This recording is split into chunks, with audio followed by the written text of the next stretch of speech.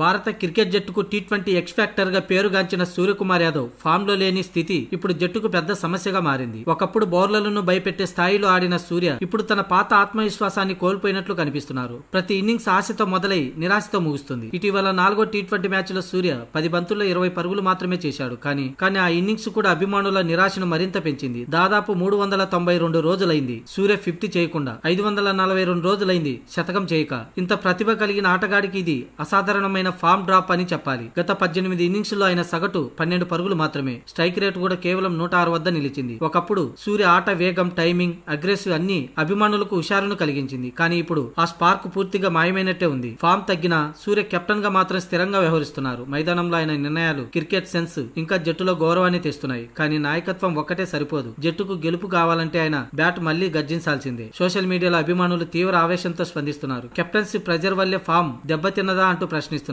కొందరు ఆయన shot selection ను, నిర్లక్ష్యమైన అప్రోచ్ ను విమర్శిస్తున్నారు. ఒకప్పుడు టీ20లో అత్యంత నమ్మదగిన బ్యాట్స్మెన్ గా ఉన్న సూర్య ఇప్పుడు ఒత్తిడిలో కూరుకుపోయినట్లు కనిపిస్తున్నారు. ముఖ్యంగా సూర్యకి ఇది అత్యంత కీలక దశ. రాబోయే టీ20 వరల్డ్ కప్ ముందు మళ్లీ తన పాత శైలికి రావాలి. ఎందుకంటే ఆయన ఒక్క ఇన్నింగ్స్ జట్టుకు మూమెంటం మార్చే శక్తి కలిగి ఉంది. మొత్తానికి తన పాత మిస్టర్ 360 మాంత్రికతను తిరిగి తెచ్చుకోవాలని టీమిండియా ఫ్యాన్స్ ఎదురు చూస్తున్నారు.